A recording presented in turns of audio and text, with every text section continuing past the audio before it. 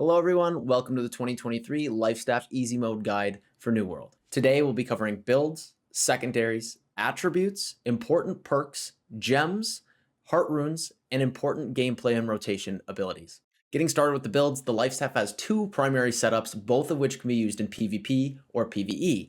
They are going to be a group targeted burst healing build and an AoE spread healing build.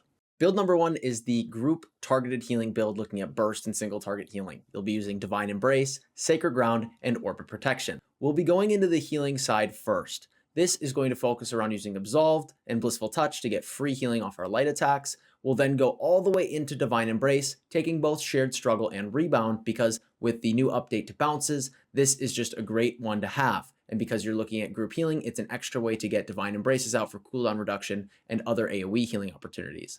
We'll go into Sacred Ground. This is your strongest AoE and single target heal because it keeps pumping. It gives you more healing effectiveness, increasing the amount of healing a target receives by 50%. We'll then go into Desperate Speed and Revitalize for cooldown reduction, and we'll go into Sacred Protection for 5% additional healing, and Divine Blessing for additional healing when people are below 50% health. Now, you can opt to go into Intensify instead of Rebound, depending on your playstyle and what you'd like to do. Personally, I think getting off 3 more light attacks instead of going into 3 heavy attacks to stack Intensify and all that other wasted time and what if you miss is way more worth to get more healing out on more targets and just more healing opportunity. The Intensify and healing output of group healing is saved for AoE healers. We're then going to go into the Protector side. This we'll be getting Bend Light and Protector Strength for free healing effectiveness and buffs. You will always need to maintain Bend Light and you'll be constantly rolling, so that's easy to do. We'll then be going all the way into Orb, and this is going to give us a free Fortify, free heal over time, and when we use it on any teammate, it will also apply to ourselves to give us our own defensiveness. The second build is the AoE spread healing build. This is going to use Sacred Ground, Orb of Protection, and Beacon. We'll be going into the healing side first. We'll pick up Absolved and Blissful Touch for the free light attack healing, go all the way into Sacred Ground because again, very strong AoE and single target heal, and it boosts all of our healing by 50% on the target. We'll then go into Desperate Speed and Revitalize for cooldown reduction, Sacred Protection for free healing output, and then you can pick up Intensify so that when you heavy attack, you get a stacking 10% bonus to your healing effectiveness for 10 seconds, stacking up to 3 times. This is great for an AoE healing build because you have so much downtime and you play so far away that you can easily get this to stack. But be mindful, this will drop if you ever switch weapons. So the best thing to do is at least get 1 stack before casting any of your abilities, and if you have enough time, you can stack up to 3 times. Just make sure that you keep the buff up.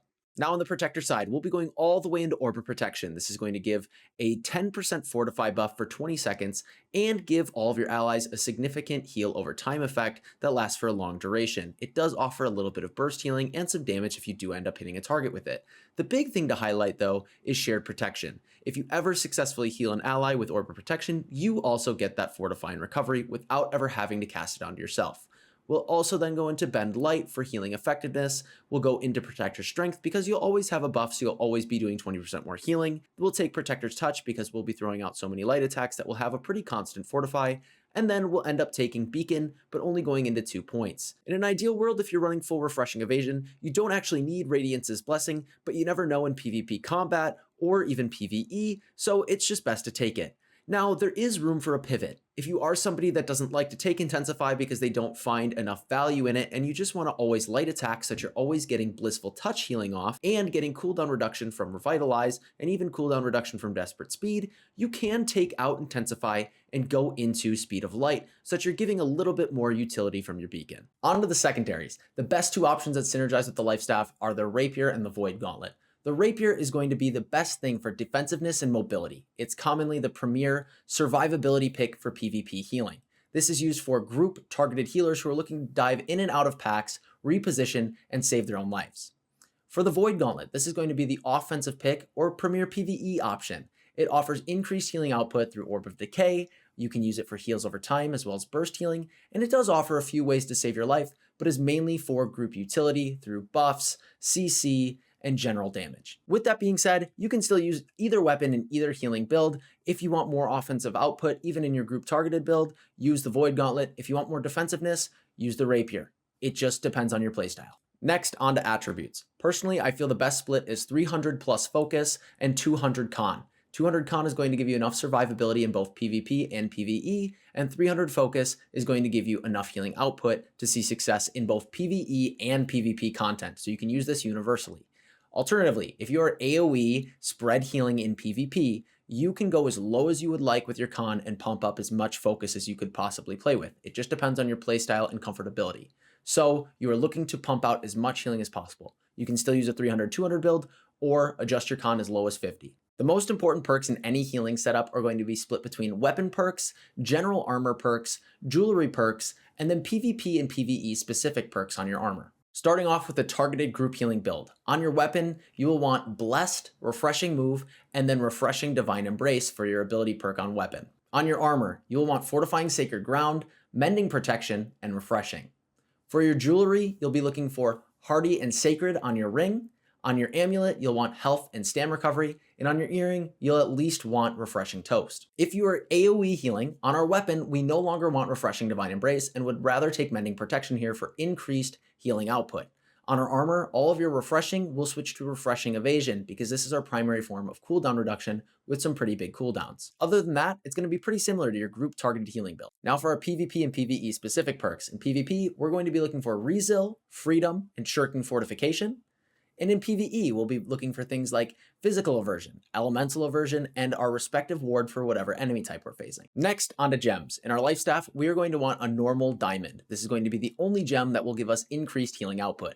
In our gear, we're going to be looking at opals and onyxes. In PvE, you can go all opals to get an even magic damage split. You can then use wards on your amulet for any other respective resistances you might need. The best Heartrune we can use in healing in PvE and PvP is going to be Cunning Stoneform. This is going to give us a way to increase our defensiveness, but also give us a back pocket save to get out of any hard stuns, roots, slows, or drop any other debuffs in the game, as well as just give us a way to survive, run away, and not be interrupted for 5 seconds. For rotation and gameplay, we'll want to use our life staff from afar to maintain buffs and keep health bars topped off. When using a group targeted healing build, the rotation is as follows. Roll forward for Bend Light, Orb of Protection, then Sacred Ground, then Divine Embrace anybody who would still need it, use Light Attacks for filler for cooldown reduction and free healing. We'll use Orb and Sacred Ground to modify healing effectiveness to get the biggest burst healing potential. If you opt for an Intensify build, make sure you stack Intensify before doing any of this when you have some downtime in between fights. For AoE healing, you'll look to get 1 to 3 Intensify stacks before doing any of this. So the rotation is as follows. Intensify, roll forward, orb, sacred ground, then beacon. Then you'll be shooting light attacks for cooldown reduction and burst healing, and then rolling around to proc refreshing evasion to keep your cooldowns active. The big things to consider here are making sure you have at least 1 stack of Intensify, hopefully getting 3 before fight starts. Then make sure you maintain it. Additionally, maintain your Bend Light by rolling. You don't ever want to exhaust yourself, but make sure you're rolling enough to get a lot of cooldown reduction. All right, so that's the 2023 Life Staff Easy Mode Guide for New World. This is going to give you everything you need to just pick up a Life Staff and heal in both PvP and PvE. If you want more information on the Life Staff and you want some more build guide content, hit the link down below to head over to Icy Veins so that you can get educated and be at the top of your game. But as always, thank you for watching, thank you for listening, and thank you to every single one of you for being you. I hope you enjoy New World and I hope you play well.